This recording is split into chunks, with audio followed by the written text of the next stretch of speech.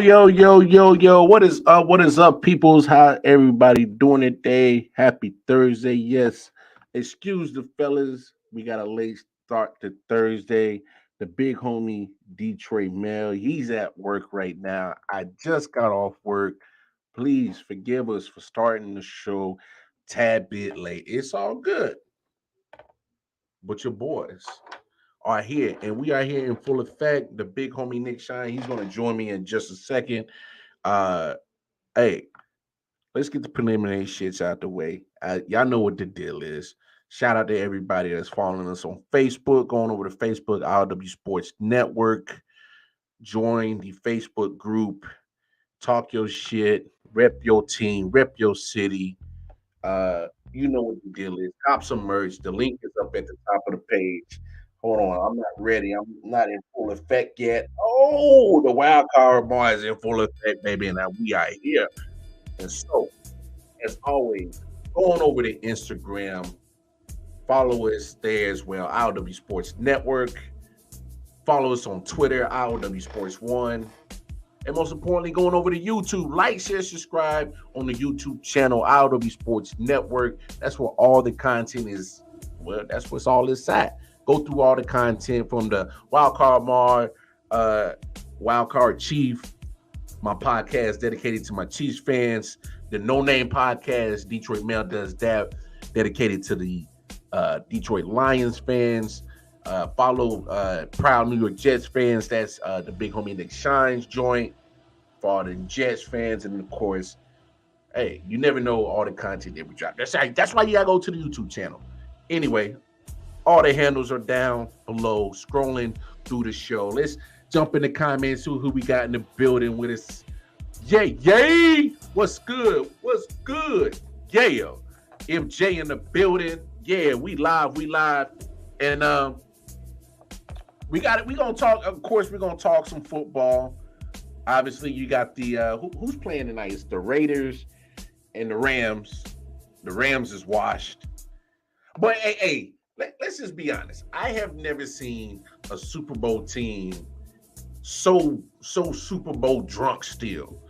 You know how they say in the NFL, oh, you got the Super Bowl hangover, you're not looking good. No, these fools are Super Bowl drunk still. Like they haven't found a way to even come close to resembling anything of that Rams team that won a Super Bowl last year. Matter of fact, Aaron Donald won't even play tonight.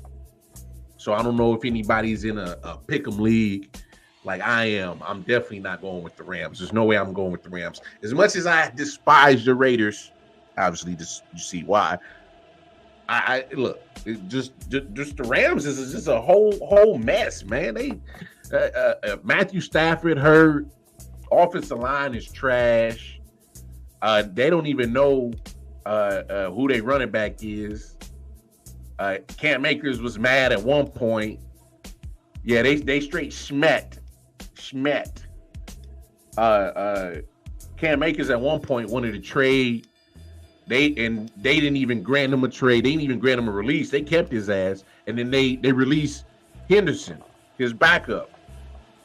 So they ain't got no running game. Cooper Kupp already hurt. He probably done for the season. I mean, this is a wash season.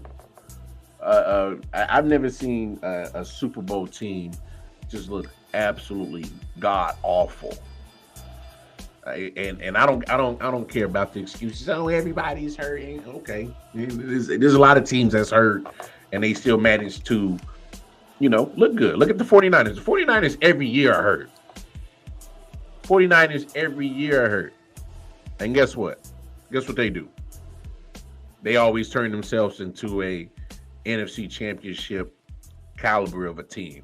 So I don't want to hear the excuses that they got injury, blah, blah. No, y'all still Super Bowl drunk.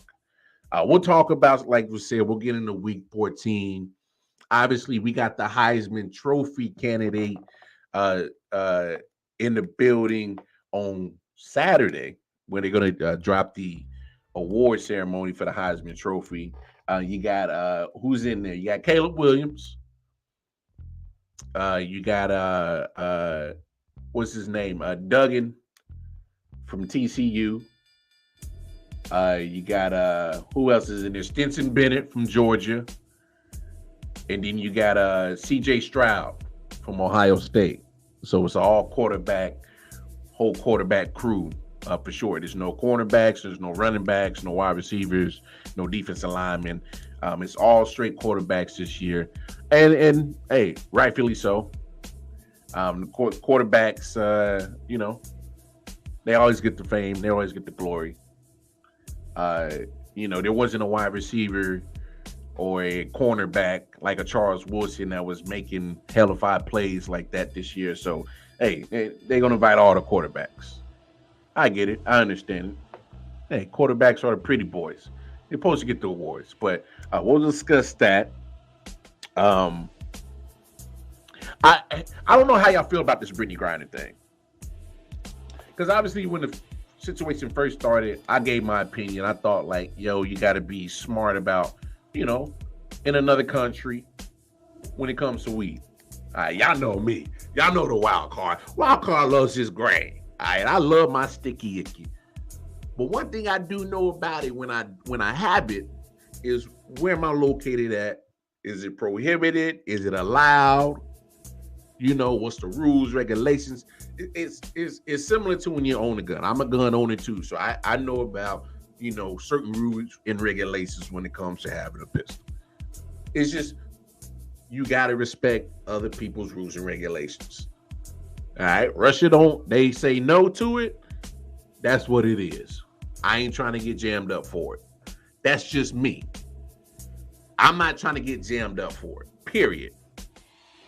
And so my thing is like, Brittany Griner, you've been over there. You've been over there in Russia for a minute.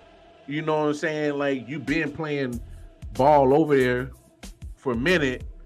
So you, at some point, I think you should have an understanding of the rules and regulations over there, right? And just let me know if I'm not making sense, y'all. Just let me know. I'm just of the understanding, the common sense wise. If I'm over in another country, let me abide by their rules and regulations when it comes to certain things like marijuana. Point blank period. And so, look, I'm not going to put myself in a situation where I can be away from my family. First of all, I don't want to be in jail in America. I for damn sure ain't trying to be in jail in Russia. That's just me. I mean, just like I said, let me know, y'all, if I'm not making sense.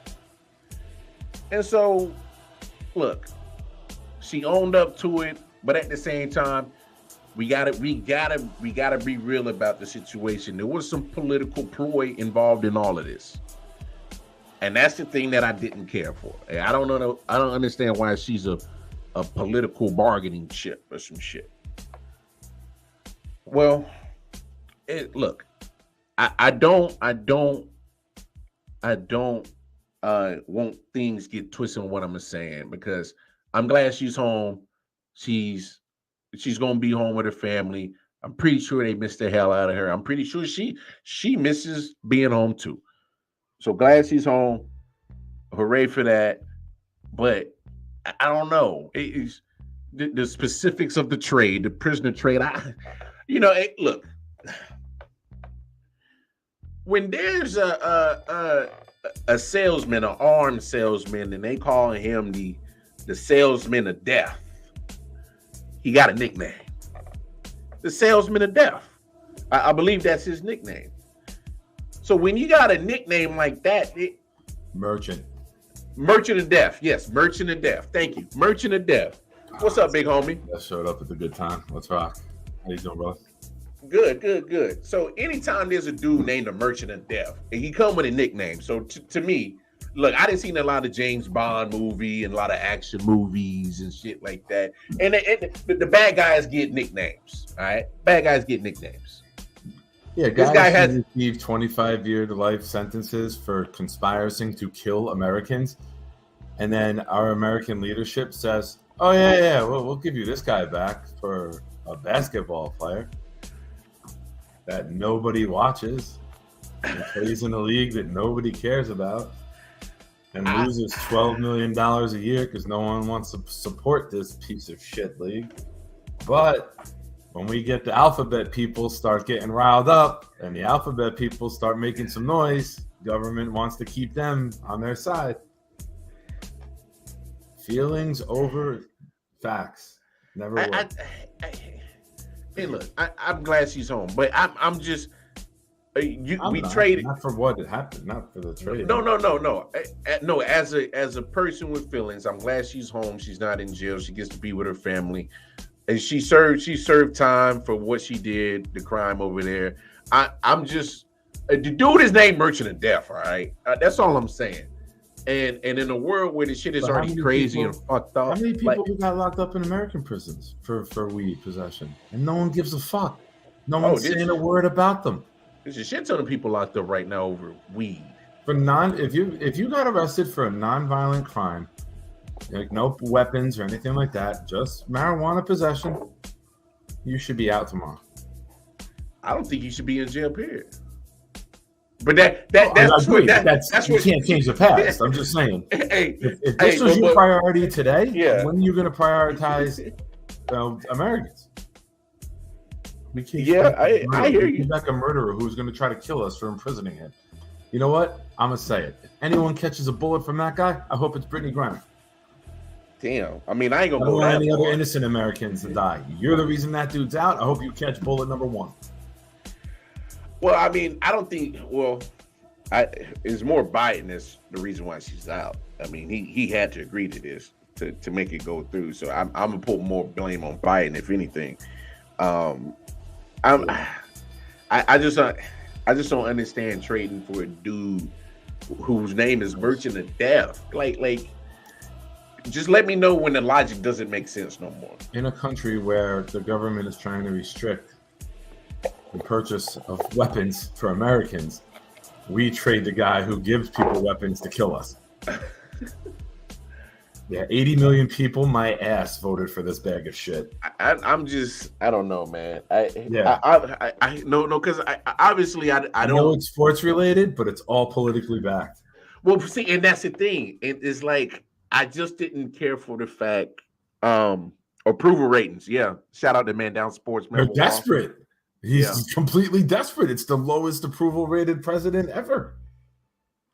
Anthony, they might stop presidential approval rate. You know how they stopped the thumbs down on YouTube on the day of the inauguration for Biden? Yeah. They're going to stop approval rating polls because they don't want anyone to know how awful and hated this dude is.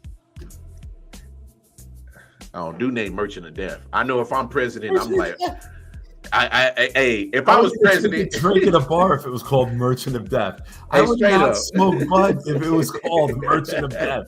And we're just like, if I was president, I had to look at Brittany. I'd be like, look. I know you want to come home, but this dude's name is Merchant of Death. I can't trade you for him. I could probably trade you for the weed dealer, Russia's most wanted weed dealer. He only dealing weed. We could do that. We could possibly do that. And any American who is transgender who tries to go through Russia is going to get snatched up and held hostage now until every Russian spy and merchant is fucking free.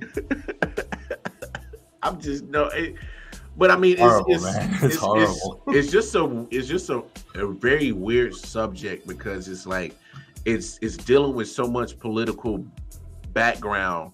And just because she's a basketball player, I mean, obviously, because we're a sports show, we're gonna talk about sports related, and that's what makes it sports related. But for sarcasm, it's not. But I mean, it's just. I'm 44 with a ruptured ACL. I'm pretty sure I can fucking take her to the hoop. Fucking basketball player, get the fuck out of here. That's like saying I'm a professional television watcher for all the time I spend on the couch. Hey man, if you get paid for it, by all means. I just hate the fact our equal share. You want your equal share? Did you see the guy? Did I send that to you? Did you or Jamel check it out? I sent it on the IG. He was like, "Oh, you want your fair share in the WNBA? Okay, your league loses $12 million a year. There's 12 people on a team. There's such amount of teams. You divide that each one of you owes the league $83,000 each at the end of the year. Do some real math shit. Yeah, you want your fair share? Well, you're not making any money, so there's no share to give you. We got some just a transition because I don't want to be too much on this because obviously we've all said our opinions about it. She's home. She'll be home at least before sometime Christmas, and it's just weird. How this out of nowhere, like out of left field, the news just dropped in this afternoon. I'm just like, where the hell did this come from? You want to hear my prediction? What's up? She never even makes it to feet on land. It's a freaking killer before. Nah, the Russians are fucking gangsters, man. They don't want her coming back and saying what the Russian prisons are like. Well, that's the thing, and that's why I think I don't like the political part of this, is because like I don't want anything like negative to happen to Britney because let's call it what it is. In my opinion, she's getting used like as a pawn by Biden. That's just my opinion. She's getting used as a pawn, and I hate when people get used as pawns for other people's gain, because this is literally I think a piece or just to help get some kind of popularity back on this guy's side. And I don't want anything negative to happen to Britney, just so that I don't want it to. Get some I just see the second they have the merchant, they take her out. Yeah, I mean that's a Russian thing to do. That's not me hoping it happens. That's just. Well, no, I'm not saying that you are, but just like Russians, you right. They do some crazy shit, and I'm not. I'm not trying to. Hey, I mean, we keep it real on this show. If you think that Russia is not, not known for doing crazy shit, I don't know where you've been living. Yeah. Well, let's be real. America is too. Oh well, yeah. Oh, trust me, I'm not resolving our country at all. I'm just hire 80,000 IRS agents to worry about if someone Venmos more than $600. Yeah. But we sent $60 billion over to Ukraine and do whatever you want with it.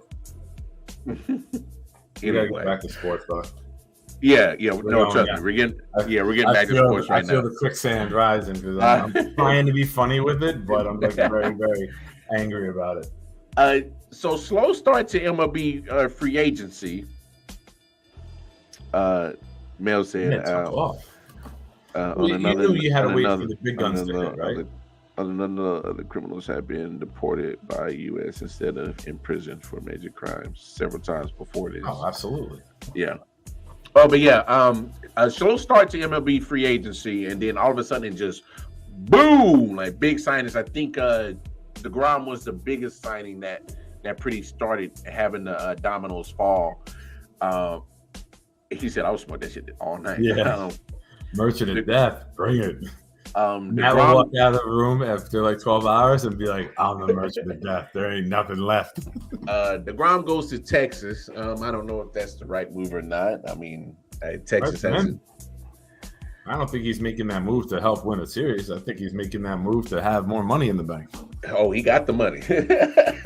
He got the money. I'm gonna pull up his contract in just a second.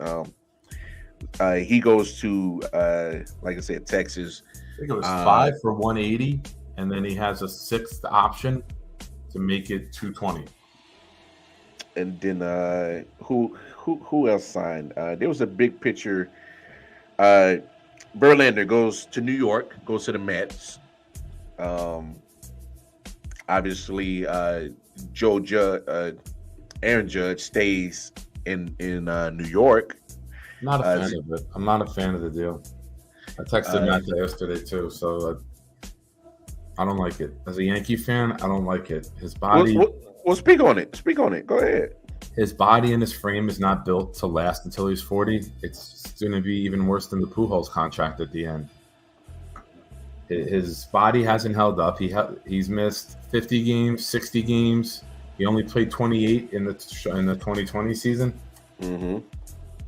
I don't know, man. All of a sudden in your contract year, you're healthy. Red flag for me. I would have rather went and got 2 good contact hitters who put the ball in play a lot more and don't strike out as much, and then got another pitcher with that money. That's me. I might be in the minority because I'm a forward thinker. Everybody's reactive about right now in the moment. I'm looking down the road. I can't be excited about paying him $38-40 million when he's 37, 38, 39.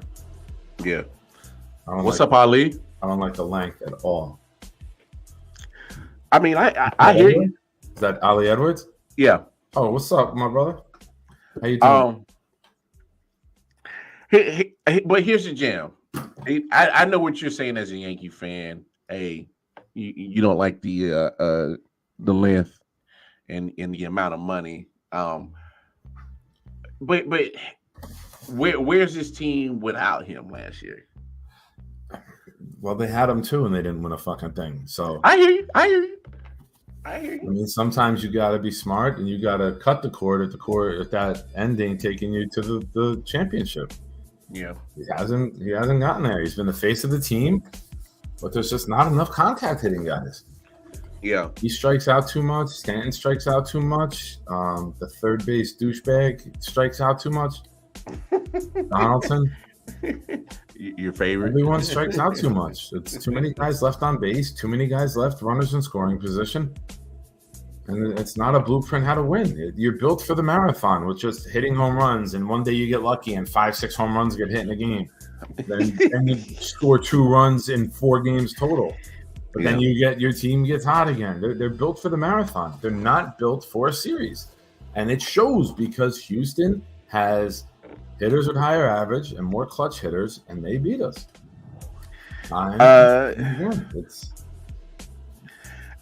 The definition of his insanity is doing the same thing over and over again and expecting different results. And I feel that's what Brian Cashman is doing with this fucking home run hitting team who can't hit when it really matters. Who gives a shit if you hit 6 home runs against a Kansas City starter in the middle of July? Yeah. And I saw the KC. That's the only reason I went with that. Or you load up against the Oakland A's and you score 18 in a game and you're the highest scoring team in the month, but you went 13-12. How do you feel about losing Jameson? No reaction. Yeah. You know, you're going to have Severino back for the full season. Herman will be back. I'm not upset about him. I'd like to see us get another lefty in there. Yeah, y'all signed Tommy Canley. I don't know how you feel about him. It's only a 2-year deal. Trey Turner goes to Philly. He's kicking ass tonight. I like Trey Turner going to Philly. That's a good move for them. Here's one move that I thought was interesting. Xander Bogaerts in the deal he got to go to San Diego. Yeah. San Diego looks like they were just throwing out half a bill to anyone who would take it. Yeah, but here's my deal. You want $400 million? All right, no, okay. Next guy, you want $380? No, okay. Next guy, you want $320? Like everything you hear is that the Padres are just throwing out $300 million plus to multiple people. But here's my deal. Okay, so you sign Xander, big paycheck. You got Fernando Tatis. He comes off suspension list sometime next year. They play the same position. Somebody got to move. Who's moving? And they both got big contracts. One of them got to move. So who is it? That's their problem to figure out, right? I'm That's sure why discussions take place before you put that type of money on the line. Well, trust me. I'm pretty sure the discussion had to been had before they even gave Xander that even contract. Because more than likely, I think Tatis is probably moving somewhere. I don't know if it's second base, outfield, or somewhere. But Tatis is Tatis is going to outfield, Matt. Yeah. Somebody got to go. And you pay both of them already. And what are you going to pay Tatis when he's up? Holy shit. No, Tatis is already paid. Is he? Yeah, they paid him last year. Oh, yeah. And then he spent it on steroids.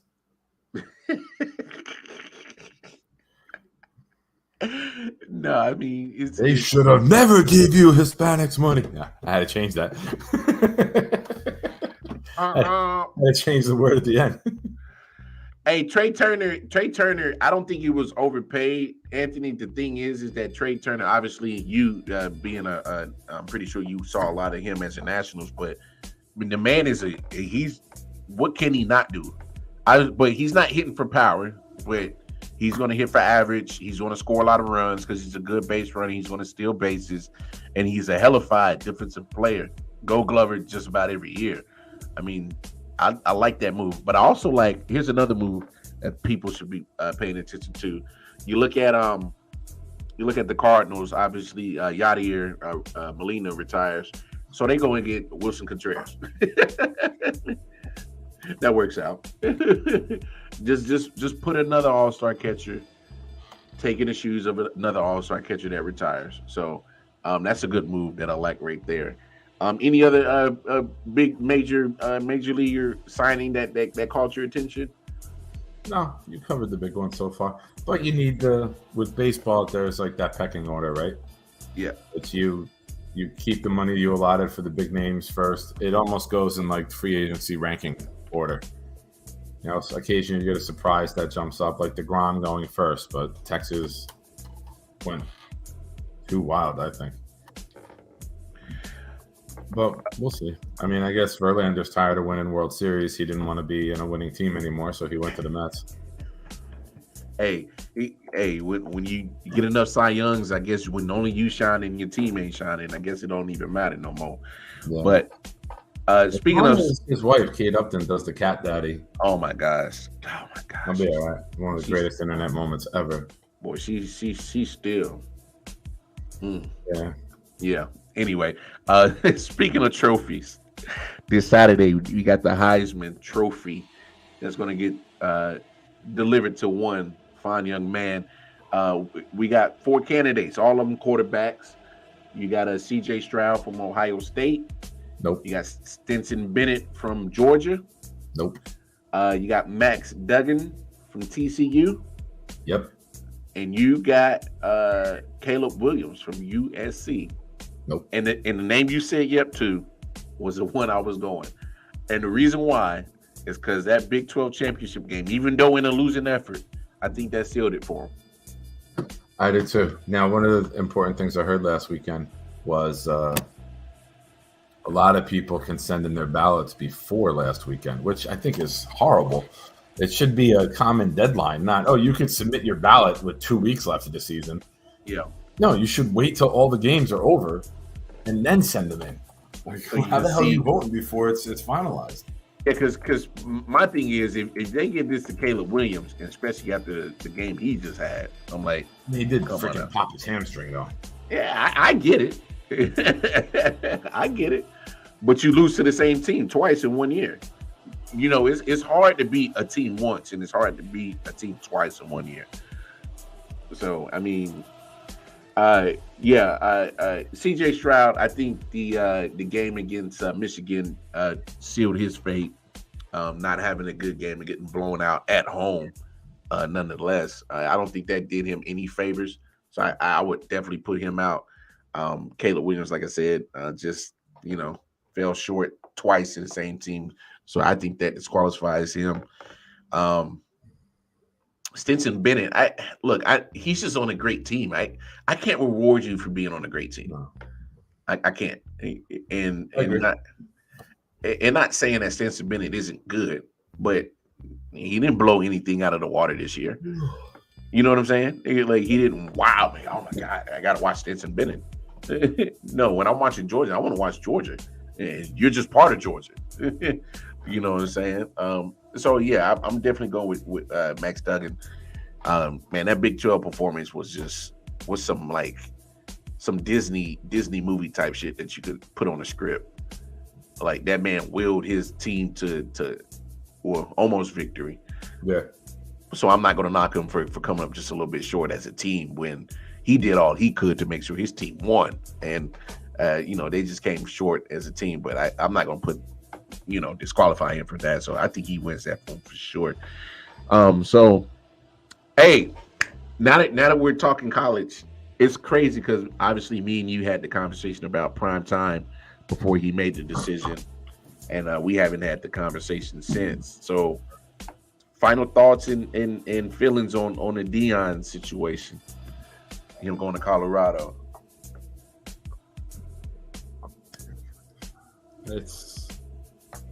I don't know. It's very aggravating. I just think I'm done with it.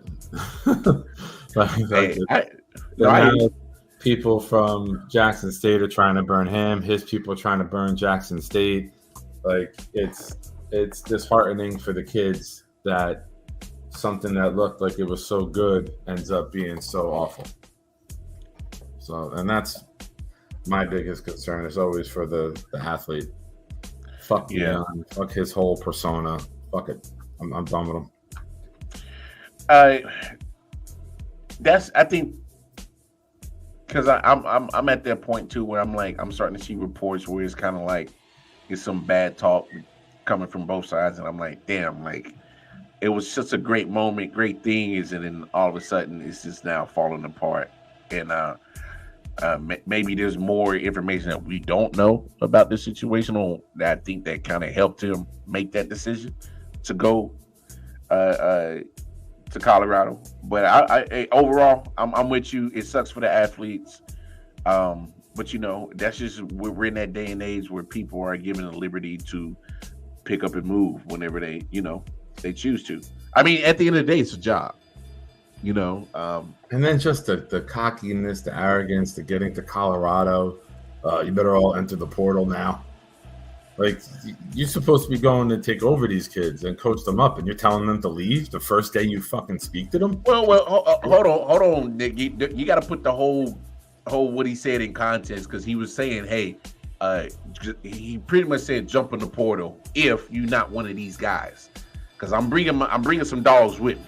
And that's what he said. He said, are you going to be willing to compete, be disciplined, be a stand-up person in society? So he was challenging them, as in saying, jump in the portal if you're not willing to sacrifice. That's what he was pretty much saying. And so, I'm not mad at what he said. He made it clear. Hey, Shador, stand up. That's your quarterback. I just think he's not doing the right thing for the students now. My take. I've been very supportive of him from day one since we started discussing Jackson State 2 years ago on the show. Yeah, I'm not with it. I'm not with it. I'm not with going in and treating college kids like professionals. You know what I mean? These kids are enrolled in the school, and you're telling them to leave. Like, well, like I said, he wasn't really telling them to leave. He was just saying, hey, if you're not willing to accept the challenge, then leave. But I know, I don't like that with kids. They're still kids. I get that, Nick, but hold on. Let that come out in private meetings, not in your stupid PR video addressing the team that you want to release. Yeah, stop using your. But wait, let me say this. Stop using your addressing the team, which should always be a private moment, as a recruiting video that you're having all the other media stations send out for you. Keep your fucking team meetings your team meetings. That's what a coach should do. You protect the team. You don't expose the team. Hold on, Nick. He's not the only one filming meetings and talking to students. But they put him out not like that. That's not fair. Because he's not the only coach doing that.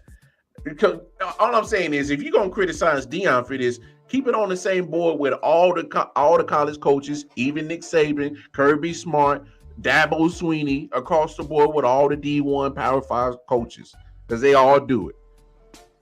But I'm saying we can't move the goalposts because it's Deion. It's got to be the same across the board. Deion is playing the game just like a Nick Saban, just like Dabo Swinney, just like Kirby Smart. It's just that Deion is doing it his way. And my thing is, I guess, agree to disagree.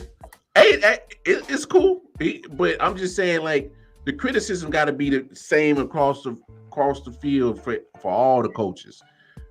All the coaches are recruiting 24/7, 365. Show me a video where the coach goes in to address the team for the first time, and I will rip that apart equally.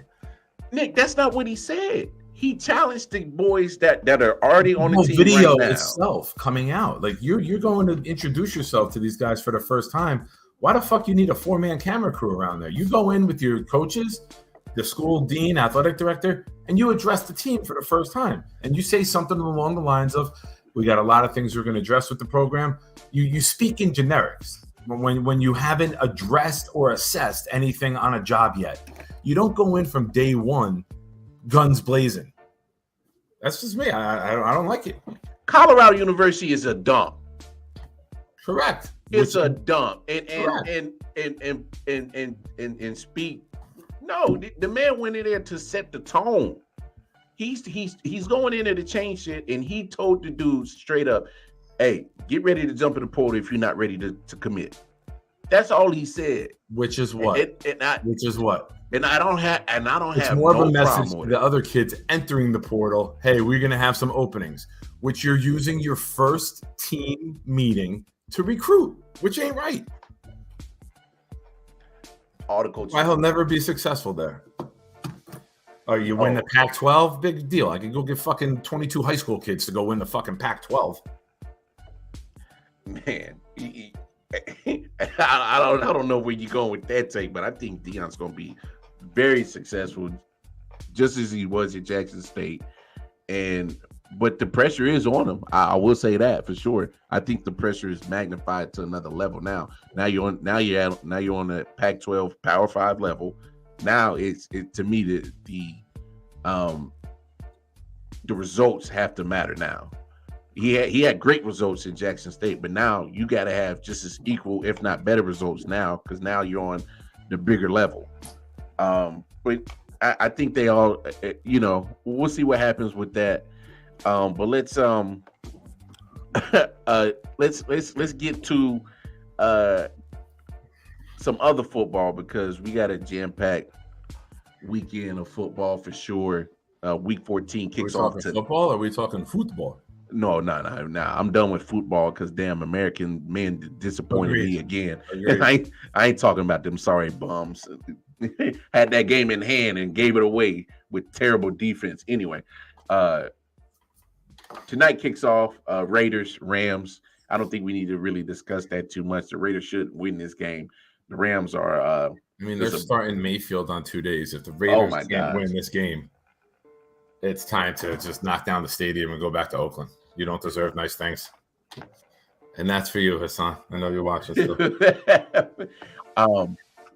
No, we didn't disagree on everything except North Carolina basketball. So the Raiders should. I got the mic. I'm gonna have a little bit of fun with it while he's sitting there typing in the squad car.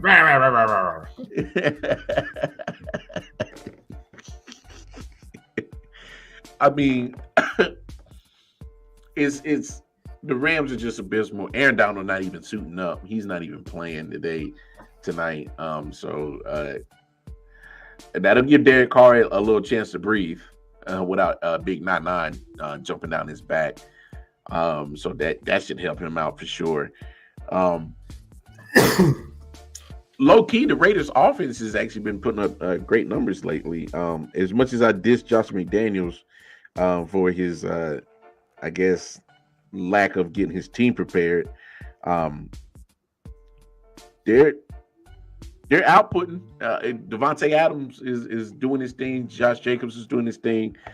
And they're doing this without Waller and Hunter Renfrow. So I'll give them props for that. I don't give too many praises to the damn Las Vegas, Oakland, LA Raiders. So that's as much as you'll get from me today. But they should win this one-handedly. Your boys got a big game.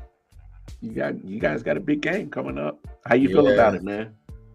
Nervous. I'm not a Mike White guy. Told you last week I'm not a Mike White guy, and Mike White cost us that game. He did cost you the game, but I'll say this: you can tell, you can see the difference in when Mike White's in there and when Zach Wilson is in there. Yeah, and how the guys play. His positives. He knows where the ball needs to go. He can read the defense. His issues: he's not accurate.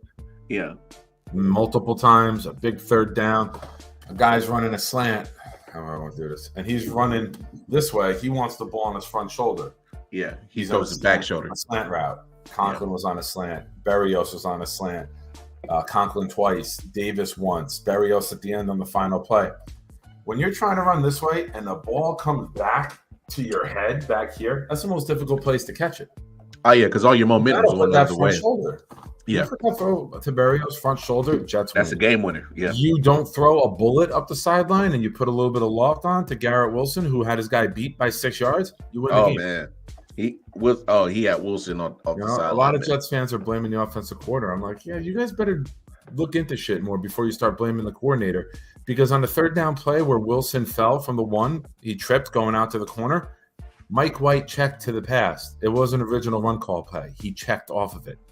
He had a run play option on fourth down, but he checked out to go to the empty backfield. So Mike White was the fuck up, not the offensive coordinator. Yeah. The defense is playing too well to not win that game. To kick 5 field goals, one a 60-yarder that would have been good from 69, 70 yards because it hit 10 yards up the goalpost from 60. Mm-hmm. But we're settling for field goals. You go 5 of 16 with an interception in the red zone as a quarterback. You're not winning in the NFL. You get to the red zone, you got to cash in 6. Got to get 6. So I don't want to hear Mike White, who couldn't move the ball in the first half, and it was 20-6. All of a sudden, Minnesota starts playing prevent defense, and now you're moving the ball. I don't want to hear his fucking praises. And that's the crazy thing. On me and you don't have a football line. You don't know what the fuck you're talking about. And that's the crazy thing because Minnesota has an average at best defense. You're not like a dominant defense. 32nd pass defense going into last week. Yeah. You know what I'm saying? Like it's not like they were playing like a shutdown defense.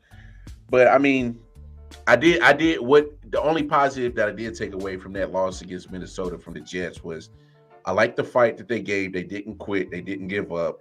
I don't know. I think if Zach Wilson in there, I think that's a blowout game for Minnesota. And I'm not trying to be too hard on Zach Wilson. It's just that I'm waiting for him to. Yeah. He got to mature, man. He has to mature. He once he gets. He sees the field. I mean, if White goes out, loses to. I said this after the Bear game. He goes out, throws another 3-4 interception game. Nowhere near Buffalo. How do you not go back to Zach for the final 3 games? I don't care what the players want and their stats to be. I want to win fucking games. Zach Wilson was 5-2, and the 2 losses he had with the Bill Belichick. Yeah, that's fair. That's fair. But I'm thinking that move was more on the turnovers and I guess just and not as much output from the offense that you thought that you could have gotten. I don't know when Zach Wilson was in there. At least from what I saw. I don't know. Zach's mechanics were off. His brain was off. Had the yips. Like he was second guessing himself. He didn't feel comfort in the pocket. Like you can't play quarterback if you're thinking about those things. You have to sit there with confidence and let it rip. And somewhere along the line, not just stop. That throwing off the back shoulder shit is going to get him out the league quick. He got throwing off his back foot. He got to stop that. He got to stop that. They may have already, man. Yeah. Browns Bengals. This is a weird stat. Joe Burrow, his 3 years in the league, has not defeated the Cleveland Browns yet. Or lost to the Kansas City Chiefs. Or he's 3-0 in his last 3. In less than 12 months, he's 3-0 against the Chiefs. Chiefs owner, man. That's wild. It's crazy. Because you don't think of the Bengals like that, but you just think of Joe Burrow like that, right? Well, honestly, the Chiefs, the Bengals defense has something on you guys. They got something on you guys that nobody else has because they give up a lot of points to a lot of teams, and all of a sudden they play you guys, and it's like they're giving up 24 points and scoring 27. It's wild. Bro, it's that 8-man coverage is killing Mahomes. And I don't know what it is about when the Bengals play that 8-man coverage. He can't. Well, let me say it like this. He second guessed himself because there was a few times he had to check down in the flat, and he just totally ignored him and just didn't give him the ball. And he was trying to look for the big play as if he had Tyreek down there. And I'm like, bro, you're reverting back to old school Mahomes when you play the Bengals. Like, come on, man, this ain't it. But I give the Bengals credit. That defense is starting. It's not the greatest defense in the world, but they show up in big moments. Deshaun Watson looked like total dog crap last week. I mean, that was expected. The man ain't played competitive football in almost 2 years, so that doesn't bode well for him. Going against this Bengals defense, and that Bengals team in general is hot right now. I think they're one of the hottest teams in the NFL going in right now, and they're getting hot at the right time. And I can't remember the previous shows who I thought the division champion of the North, the AFC, was going to be. But right now, it's looking like the Bengals. The Bengals look like they're going to take over from over on the Ravens and just go ahead and take it over. Yeah. Richard, what's up, man? How you doing, man? Go Lions! Yeah, Lions got Vikings, so we'll see what they do. Favored by 1 also. When it first came out, the Lions were favored by 1. Yeah, it went up to 2 because I'm looking at it right now. Went up to 2, so Vegas is telling you what kind of game they were expecting right there. Lucky for Kirk Cousins and the Vikings, it's a 1:00 game, so I'm I'm assuming we're going to get the actual Kirk Cousins that can play well against the Lions. Which surprisingly, even though overall for the whole season the Lions defense hasn't been too great, but the last few weeks they managed to bear the hatches and kind of tighten the defense up a little bit more lately. Hell, Jaguars only 14 points last week. So I think this is a different Lions team, and they were in that game with Minnesota earlier in the season as well. So I think this is a toss-up game. And looking at the line, Vegas is kind of looking at it the same way too. Texans and Cowboys, I don't think we really need to get too much conversation on that. Anything you would like to say about Texans and Cowboys? No. Okay, with Mills. Hey, he's back in the saddle, man. He's back in the saddle, bro. They back in the saddle, man. Davis Mills is back in the starting job. Kyle Allen in 2 weeks went 0 for 2 as a winning as a quarterback, losing quarterback. I think he had 2 TDs, 4 interceptions, and your boy Lovie Smith pulled the plug on that one. Said, nah. I think we know what we got with you. Who else? What else we got? Jaguars and Titans. AFC South game. Hey, give me a little bit. I go to the orthopedic tomorrow, and they're calling me now to do like the all the questions beforehand. I'll be back on a little bit. Yeah, that's what he says, y'all. He's about to get his results for his AIDS test, so it's okay. I would have never taken one because I don't care. Jaguars, Titans need to get back on the winning side of things. They're 7-5. Look, they're going to win that division regardless. They're in the same division with the Jaguars, Texans, and Colts. Neither of those 3 teams are doing anything remotely good. So Titans, they got that on lock, but still, you don't want to lose to the Jaguars. You should be able to win this one pretty handedly. He said he got pink eye again. He might. Come on, Matt. You know how Nick do. It's just scheduling his anal bleaching.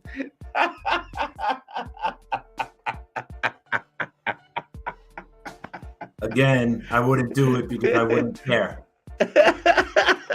He's scheduling his anal bleaching. Yo, Matt, you wild. But no, Titans got to get back on. Look, they got to get back in the swing of things because you don't want to get too far deep in this playoff race, especially in the AFC. Obviously, you see that the AFC is so top heavy with great teams. Right now, Tennessee sits at the 4 seed because of they would be a division winner. So you don't want to get too down in the rankings down there. So take care of business, beat the teams you're supposed to beat, and look. Here's my thing with the Jaguars, man. There's moments where I'm like, nah, man, Trevor Lawrence looking good. He's looking like Clemson national championship Trevor Lawrence, and then there's times I'm like, this guy looks like a guy named Trevor. Like, let's be more consistent, Mr. Lawrence. That's all I'm asking for is just more consistency, brother.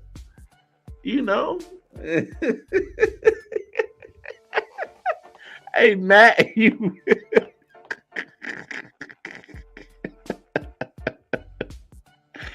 yo, you wild man. He said, "Yeah, you got ACL. Ain't no cleaning lightly. Can I get the light cleaning?"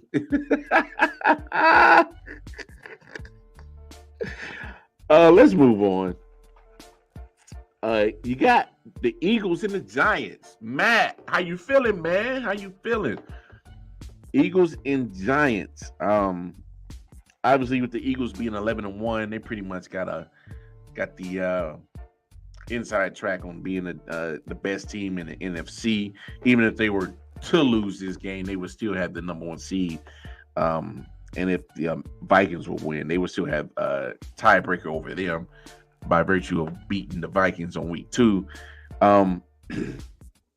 Obviously, this is going to be a division game. Giants and Eagles are going to play each other tough. I think the Eagles should win this game, but I don't think it's going to be easy for them, as I think a lot of people are thinking. The Giants, man, that front four has actually been getting after it. Kevin Thibodeau has been coming into his own lately, applying good pressure on the quarterback. And that's without Leonard Williams, who's been kind of in and out of the lineup for the Giants. So that front four is starting to come around for the Giants. And still love what Brian Daboll is doing, putting Saquon Barkley and Daniel Jones in good positions to succeed. 7-4-1. Obviously, I think the Giants are definitely overachieving. Say what you want. I think the Giants are definitely overachieving because I did not see them with 7 wins. I didn't. I did not see them with 7 wins. And the fact that they got 7 wins and, they're in the playoffs. If you're to end right now, they would be in the playoffs. I mean, I got to give them credit. I give them credit for that for sure. They're playing tough, playing hard. They play physical. And I think that's one thing I'm skeptical about too, Matt. What's Daniel Jones going to do against this good Eagles defense? This is no slouch defense. All right, the Eagles defense can get after it, and not to mention they picked up Vance Joseph. They picked up Ndamukong Suh to help, fortify that middle of the defensive line. So you take that. Hassan Reddick has been playing out of his mind. I don't know how Carolina let that man walk out the building. That was kind of crazy. He's been doing this thing, getting pressures. Big play Slay is in the back of that defense doing his thing.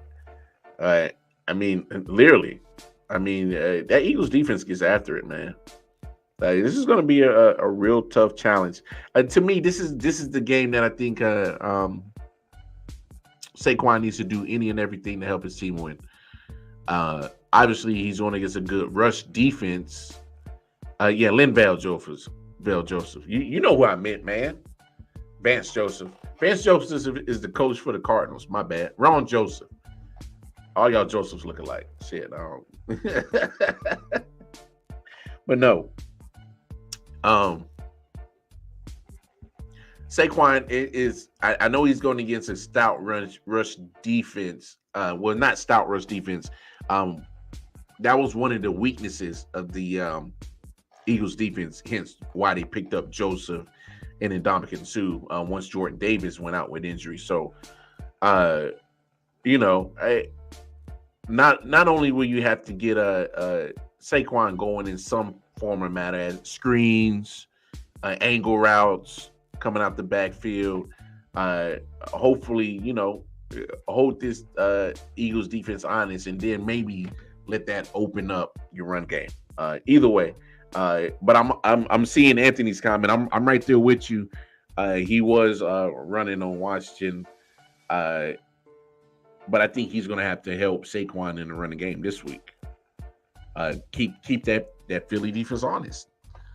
So if the defense hones in on Saquon Barkley on RPOs, Daniel Jones has shown more times than not he's capable of having enough mobility to at least extend the drive, gets a couple of first downs, QB sneaks, and stuff like that.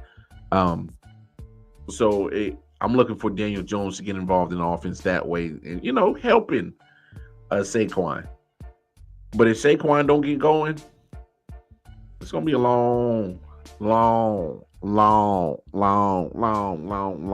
day for them Giants. It's gonna be a real long day. Ravens and Steelers.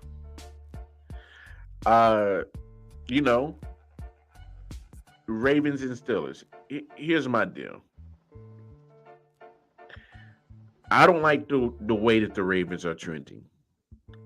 Struggled against Denver last week. Struggled against Carolina.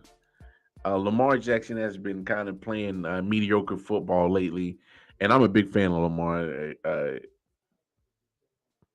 He's going to miss 1 to 3 weeks possibly.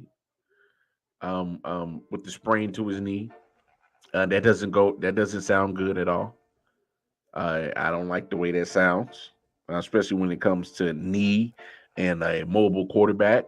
When those two things are mentioned in the same breath of a person, I'm like,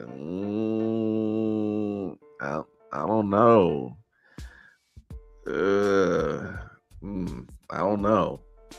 So I'm not liking the trend that the Ravens are going into this matchup with the Steelers, because right now the Steelers are actually playing good football right now. I think they're trying to salvage the rest of the season to at least get to 500, just to keep that little streak going. I just think they're playing better football than the Ravens are right now. If there's a game that I think is an upset alert, I think the Ravens have played better football with Huntley. Like you said, Lamar has not been playing well. No, he hasn't. And like I said, Lamar just hasn't been playing well lately. And then all right. So let's have the discussion. Now that we're here, let's have the talk. What does this do? This injury and kind of the slight decline in his play. What does this do for his contract situation at the end of the season? It's definitely not an Aaron Judge, I bet on myself contract here type of moment, right? If anything, I think his value went down. You bet on yourself and you lost. So now what are you going to do? You're too proud to take less money. You're going to see if another team gives it to you. I don't think he's in Baltimore next year. I can't. I don't think he's in Baltimore next year. I don't think Baltimore wants him. I don't think Baltimore thinks he can take them to the title. I know the Harbaugh says all the right things, but I just got that gut feeling about it. Because if that's your guy, you already signed him. Whatever you got to do, yeah, you pay him whatever you got to pay him. And that's why I agree with you at. Because here's the thing: coming up after this regular season and postseason is done, guess who's up to get signed? Joe Burrow, Tua Tagovailoa, Justin Herbert, for sure. Justin Herbert ain't gonna have no issues with the Chargers paying him. For sure, Joe Burrow will have no issues with the Bengals paying him. You might get some. He might be the last of those three to get paid, but I think Miami, how they're seeing this year going off with Tyreek Hill and Jalen Waddle, I think they'll pay Tua. I think you pay Tua before he has a second year in this coach's offense, and the value might even go higher. That's a fair take. No, because a lot of times people do okay in their first season, and then the second year it's take off. Yeah. So I think Miami would be wise to sign him now. And that's why I like that take, because say Tua does what he's doing now and does it on an even more greater level next year, and you didn't re-sign him over the offseason. Hey, yesterday's price ain't today's price, baby. You either pull an Aaron Judge or you fall flat on your face. I'm not saying Lamar fell flat on his face, but I don't think he did anything to. If you're going based off the first half of the season, I'm like, oh, he doubled his value, or his value ain't even the first half of the season. It was September. Okay, September. It was the first 3 games. Maybe the fourth, but maybe the first 4 games, and then since then it's been nothing. Hey, Anthony. Got more players back. He's got Kenyon Drake in that time. He got Edwards back. Hey, Anthony, there's a reason for that. I mean, I don't think there's going to be a huge market for Daniel Jones. He better hope the Giants are okay with re-signing him. Here's my deal with Lamar in the contract situation. I think Tyler Huntley, even when you saw when he played with the Ravens last year, he was able to get the ball moving. Made a couple plays here and there. Made a good play against Denver last week.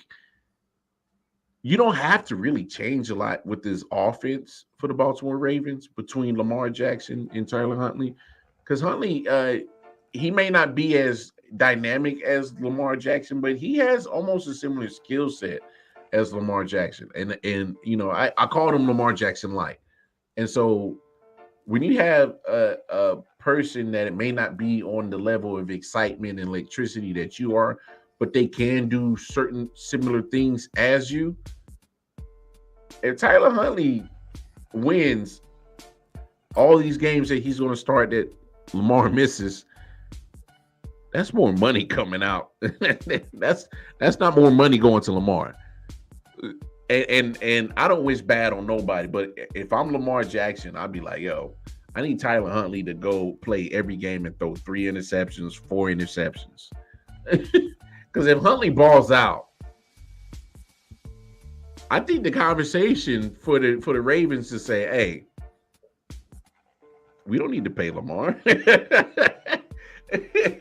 I'm telling you, if Huntley balls out, those conversations are going to start in that front office. Be like, you sure we need to pay Lamar? Are you sure? Because we can get Lamar Jackson light and pay him a whole heck of a lot less, and probably get similar output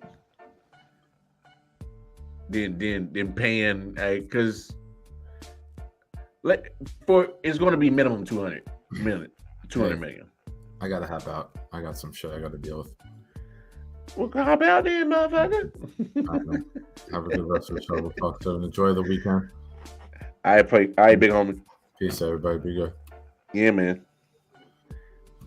Yeah, so if I'm Lamar Jackson, I don't need 5-4 touchdown games from Tyler Huntley, because that's more money not going into your pocket, and that gives the Ravens more motivation not to pay you if Huntley balls out. So I'm gonna keep eye on that. I'm gonna definitely watch that Ravens Steelers game, because I want to see what Huntley does.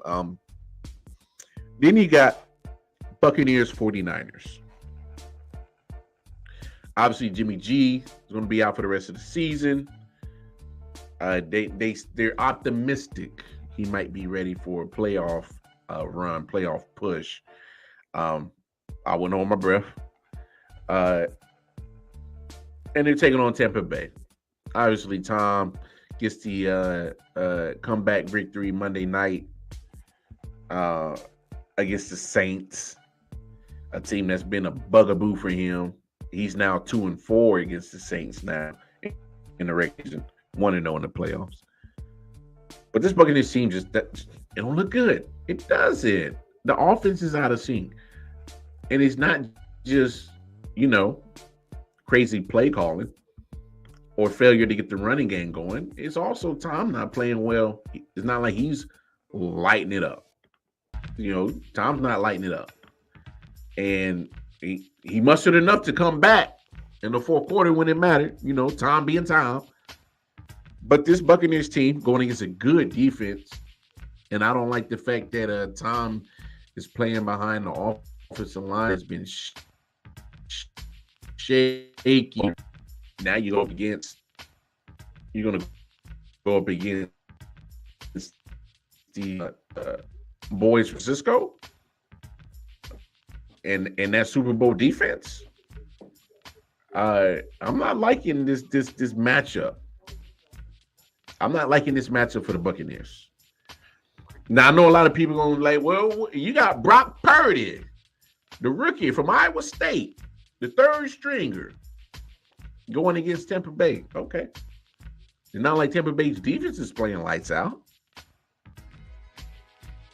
It's not like Tampa Bay is the same Tampa Bay team that won the Super Bowl or even went to the playoffs last year. But this whole, hey, good point, Matt. I've never seen TB miss open throws like that. He's overthrown Mike Evans twice in 2 weeks. He overthrew Julio Jones in that game. So it's literally just this Tampa Bay team just don't look right. It just don't. But this is the crazy thing about the 49ers, though. When Jimmy G has often been hurt, there's been a Nick Mullins, a Brian Hoyer, a CJ Beathard. They usually tend to play decent under Kyle Shanahan. And so I'm not so worried about Kyle Shanahan and Brock Purdy because it's more the system that's been working for San Francisco. And it helps that you got a Deebo Samuel. It helps when you got a George Kittle. And it damn sure helps now that you got a healthy Christian McCaffrey who's balling like he used to. So I know a lot of people, oh my gosh, this 49ers team is just going to be, no Jimmy G, no looking good. I don't think so. Because their defense is still there. Their defense is still good. They're still a Super Bowl caliber defense. So I'm not worried about that side of the ball. Brock Purdy ain't got to light it up. Y'all saw what he did in relief of Jimmy G last week against the Dolphins. He managed the game, and he managed not to fuck it up. That's all you're asking for. Just tell Brock Purdy, hey, I don't need you to be Patrick Mahomes, be Kirk Cousins. Guess what? Kirk Cousins does fine. He gets the ball to the receivers. Let the playmakers do what they do. You got plenty of playmakers. Just let them do what they do. Whether it's a handoff, an intermediate throw, slants, curls, hooks, ins, outs, don't matter. Drag routes. Just put the ball in playmakers' hands. And that's all you need to do. So I'm not one of those people that be like, oh my God, 49ers about to fall off. There'll be a slight difference in the offense, but not that much. Brock Purdy, he's not a mobile quarterback. Neither is Jimmy G. So there's not a lot of things you're going to change from on your offensive game plan from Jimmy G to Brock Purdy. You might probably want to run the ball more because obviously, hey, why make Brock Purdy try to win us the game when we don't have to? We got playmakers all on this field. That's all I'm saying. Panthers and Seahawks. Crazy enough, y'all. At 4-8, the Carolina Panthers are still in the race to win the NFC South. How abysmal is that division? 6-6 Tampa Bay, 5-8 Atlanta, 4-8 Carolina, 4-9 New Orleans. All four teams, all downright dreadful and putrid, and all four got a chance to win the division. Ain't that some shit? There might be a team this year under 500 hosting a playoff game. Can't make this shit up. But that terrible team of the Carolina Panthers, they're going to go to Seattle. And Seattle should handle this one. But I'll say this. That Carolina defense has been keeping that damn team in some games. Sam Darnold had a good game last week. First game he played this season. And won't be enough. Won't matter. It won't. Sunday night game. Dolphins, Chargers. Now that's a good one. That's a good one right there. You got 8-4 Dolphins, 6-6 Chargers. Dolphins want to stay in contention to win the AFC East because, be it that it is, they still have a shot. They're only a game behind Buffalo if they happen to tie them because of they already beat Buffalo. We have the tiebreaker. So, you know, it's a very important game for Miami on Sunday night. See two under the bright lights of Sunday night. See what he does. See what Tyreek Hill and Jalen Waddle do. You know, they're gonna go against the Chargers. And the Chargers, man, as a sports fan, watching the Chargers is so irritating because they have all the talent in the world. All the talent in the world. But they can't always put it together. For some reason. Just can't always put it all together all at once at the right time. And the crazy thing is they'll beat up on the lower tier teams in the NFL.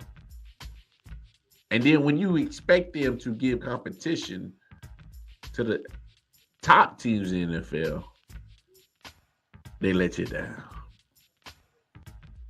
It's a mixed bag. It's a mixed bag when it comes with the Chargers. I don't know what to make of them. I really don't. I have no clue what to really make of them. Look, but here's my deal. And I need to have this conversation with everybody real quick. And this is no biasing. Right now in the game, I feel Patrick Mahomes is the best quarterback in all of football. And they always want to throw the conversation. Oh, it's Patrick Mahomes, but no. We got all these other quarterbacks. We got the Josh Allens, the Joe Burrow. We got the Lamar Jackson. We got the Justin Herbert. They on the same level as Mahomes. I like Justin Herbert. I really do. But this is what I need. If people keep holding Justin Herbert in this high regard as they do with Josh Allen and Patrick Mahomes and all that, I'm going to need you to start building a resume that warrants all this talk of how elite you are. You know? I need Justin Herbert to start getting into the playoffs. I need Justin Herbert to not only get to the playoffs. I need you to start winning some playoff games. Matter of fact, you ain't even been to the playoffs yet in 3 years. Ain't been to the playoffs, and year in and year out, Justin Herbert and the Chargers get all this hype and smoke about how good they're going to be, how they're going to give competition to the Chiefs and the other top teams in the AFC, how they're going to be a threat, how they're going to be a force to reckon with. Have y'all seen Justin Herbert's winning record as a starting quarterback? He borderline 500. Do y'all see a playoff appearance on Justin Herbert's resume? No, see it. Do you see a Super Bowl appearance on his resume? Well, I already answered that question. He ain't made it to the playoffs to even appear in the Super Bowl.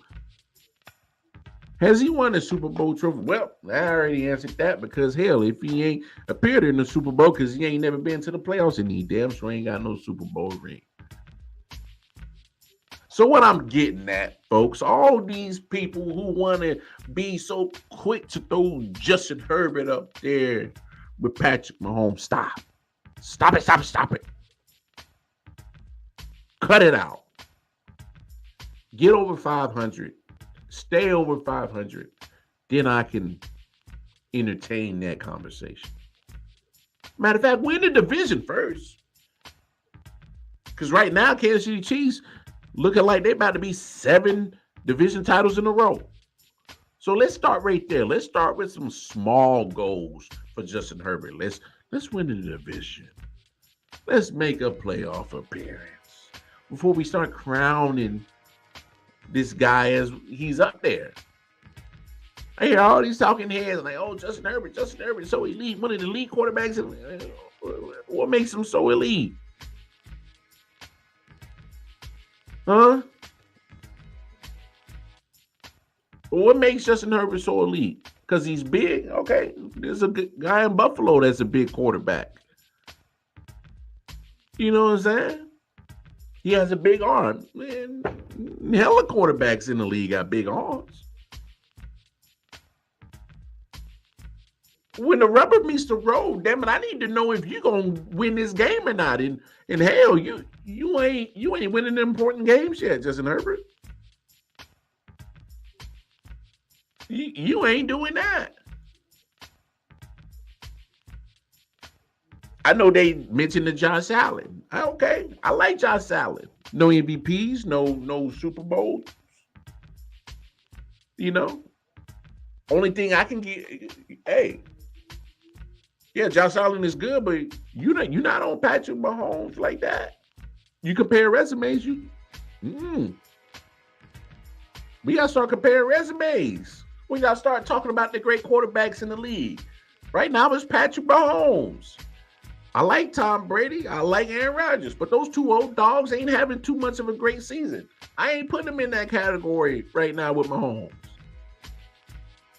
They're still probably two of the best top 15 quarterbacks in the league. I ain't going top 5 right now. I can't put Brady and Rodgers in there just because of who they are, what they name, and what they did, what they have done and accomplished. Okay, that's all fine and dandy. I'm talking about 2022 season. Them two jokers don't. You sure that's Tom Brady? You sure that's Aaron Rodgers? Because both of them cats ain't playing too well. So I can't put them on the same level with Patrick Mahomes this year. I can't do it. I like Joe Burrow. He at least got a Super Bowl appearance to at least compare resumes with Patrick Mahomes. I'll at least give Joe Burrow credit because he's beaten Patrick Mahomes and his team 3 times in one calendar year. One when it mattered the most in the AFC Championship game. Okay. Joe Burrow right now the only QB where I let you have y'all talks about putting him in the category with Mahomes because he's doing it. Yeah, Josh Allen may beat Mahomes and the Chiefs in the regular season, but he's failed to do it in the playoffs. He's 0 for 2. 0 for 2 in the playoffs. There's only 2 quarterbacks that have defeated Patrick Mahomes in the postseason. Tom Brady twice. Joe Burrow. That's it. Tom Brady beat him in the Super Bowl, beat him in the championship game as a Patriot. Joe Burrow last year in the championship game. So let's pump the brake. Let's pump the brakes. Let's calm down all the noise with throwing the names up there. That's up there with Patrick Mahomes. Cut it out. Only quarterback that I might throw up there in the conversation is Joe Burrow. Maybe Lamar Jackson because he got at least an MVP to show for it. Ain't got no playoff wins though. We need you to fix that, Lamar. Whenever you come back healthy, you need to fix that playoff record. You need to get some playoff wins. But other than that, let's pump the brakes on all that. And rounding week 14 out on Monday, you got the New England Patriots going to Arizona, taking on the Cardinals. Wish they could have flexed this game out. My goodness. I would have preferred Eagles Giants in that primetime slot. Hell, Ravens Steelers. You know they're gonna bring the heat, or Jets Bills. Those are three other games that I've been like, I can see you flexing that out.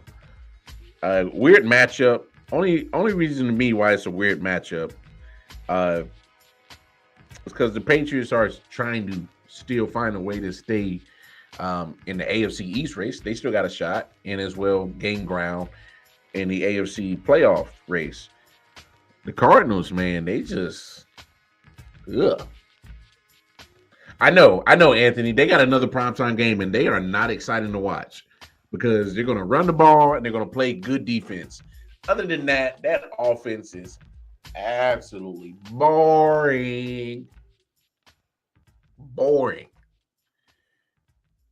And how great of a coach that Bill Belichick is, how do you go into this season with your offense looking so damn putrid? Basura, smet. Clearly, that offense is it's so bad that the quarterback he's playing so bad that he's mad that the play calling is so bad that it's the result of him playing so bad. Mac Jones was looking frustrated in that other against last Thursday against the Bills. It was all in his body language, and if you could read lips, he's like, "What the hell are we doing?" Mac Jones himself is just like, "Oh man, this shit here, it's some bullshit." Himself is saying that he's feeling that way, and yet y'all still here at 6-6. I don't. You just there's some genius about Bill Belichick, and there's some boneheadness about Bill Belichick. I don't understand how you come into the season with Matt Patricia, who was a failed defensive coordinator at a head coaching job in Detroit. You take a failed special teams coach and Joe Judge, who did absolutely nothing for the New York Giants as a head coach. That man ran the ball 3 times deep in his own territory. QB sneaks, 3 straight QB sneaks with Daniel Jones. Waste of a possession. And you got these 2 buffoons, 2/3 of the 3 stooges, coaching your offense. The other third is in Las Vegas, who's actually turning his offense around. Well, boy, do the New England Patriots miss Josh McDaniels on that offensive headphones, coaching his quarterbacks. Boy, do they miss him. But it's y'all own fault. I don't know why all of a sudden Bill Belichick always just thought, I don't need no playmakers on offense. Yes, the hell you do. Like at some point, you got to kind of catch up with the rest of the league on the offensive side.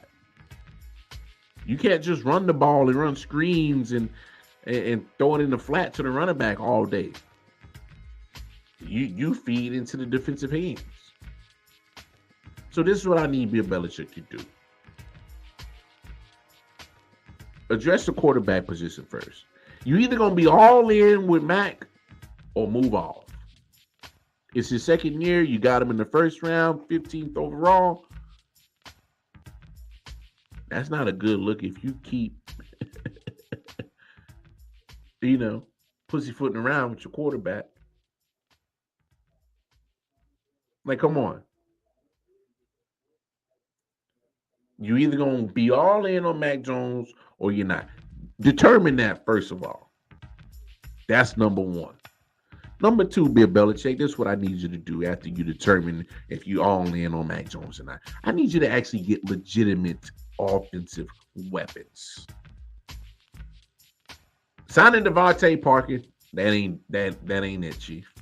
That ain't it. That ain't it. Signing Jacoby Myers, Nelson Aguilar, Hunter Henry, what's his name? It's escaping me. Tennessee. He played for Tennessee as a tight end. He signed with Jonnu Smith, there it is.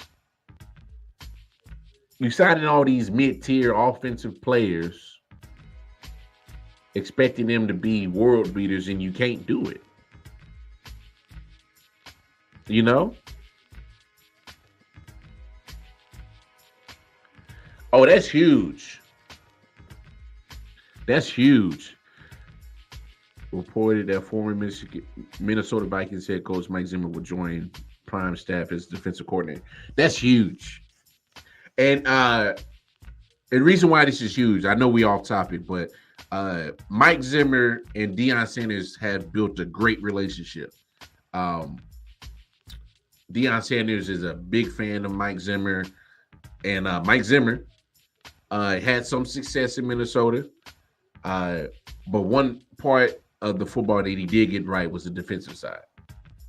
Always been a great defensive coordinator. He's always been a good defensive coordinator. That's big. I think that might be one of those moves that may not seem big, but in the grand scheme of things, if people pay attention, that's a big move. Deion getting Mike Zimmer. I think that's a good move.